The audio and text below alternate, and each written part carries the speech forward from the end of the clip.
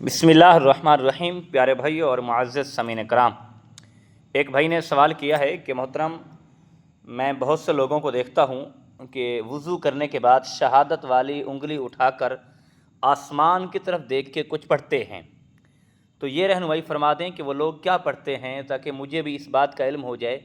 تاکہ میں بھی وہ پڑھ لیا کروں۔ مجھے کسی نے بتایا نہیں، مجھے یہ علم نہیں ہے، اس بارے پلیز رہنمائی فرما دیں۔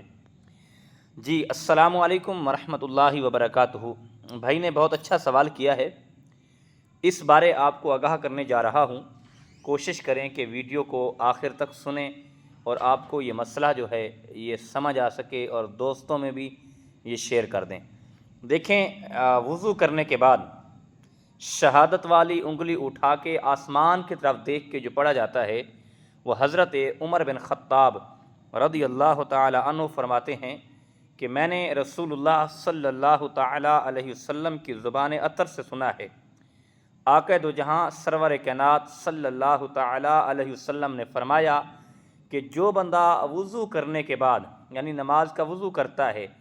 پہلے وہ ہاتھ دھوتا ہے، ہاتھ دھونے کے بعد پھر کلی کرتا ہے، پھر ناک میں پانی ڈالتا ہے، پھر چہرہ دھوتا ہے اور چہرہ دھو کر پھر دونوں بازو دھوتا ہے اور اس کے بعد مسح کرتا ہے اور پاؤں دھوتا ہے۔ یعنی اللہ کے نبی نے فرمایا جو بندہ وضو کرتا ہے، وضو کرنے کے بعد، حضرت عمر بن خطاب رضی اللہ تعالی عنہ حدیث کے راوی ہیں، آپ فرماتے ہیں کہ آقا نے فرمایا کہ جو بندہ وضو کرنے کے بعد انگلی اٹھا کر آسمان کی طرف، یعنی شہادت والی انگلی اٹھا کے آسمان کی طرف دیکھ کے جو یہ پڑھ لے، اشہد اللہ الہ الا اللہ وحدہ لا شریک لہ واشہد ان محمدً عبدہ ورسولہ۔ اگر کوئی بندہ یہ پڑھ لے تو حضرت عمر بن خطاب رضی اللہ تعالی عنہ فرماتے ہیں کہ اللہ کے نبی محمد مصطفیٰ احمد مجتبی صلی اللہ تعالی علیہ وسلم نے فرمایا کہ جو بندہ یہ کلمہ پڑھ لے تو اس کے لیے اللہ رب العزت جنت کے 8 دروازے کھول دیتا ہے۔ یعنی جنت کے جو 8 دروازے ہیں، وہ 8 دروازے اس کے لیے کھل جاتے ہیں، وہ جس دروازے سے چاہے وہ جنت داخل ہو سکتا ہے۔ یعنی جس دروازے سے وہ چاہے گا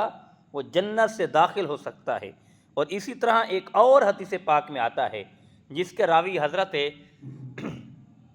عثمان غنی رضی اللہ تعالی عنہ ہے، آپ فرماتے ہیں کہ اللہ کے نبی حضرت محمد مصطفیٰ احمد مجتبی صلی اللہ تعالی علیہ وسلم کا فرمان علی شان ہے، میرے آقا نے فرمایا کہ جو بندہ نماز کا وضو کرتا ہے اور وضو کرنے کے بعد، یعنی وضو مکمل کرنے کے بعد کسی سے کلام کرنے سے علاوہ، یعنی کسی سے وہ کلام نہ کرے، کسی سے وہ بات نہ کرے، اگر وضو کرنے کے بعد اگر وہ شہادت والی انگلی اٹھا کے آسمان کی طرف دیکھتا ہے اور اس کے بعد یہ پڑھتا ہے لا الہ الا اللہ وحدہ لا شریک لہ واشہد ان محمدً عبدہ ورسولہ پڑھ لے، تو اللہ رب العزت اس کے یعنی کہ 2 وضو کے درمیان،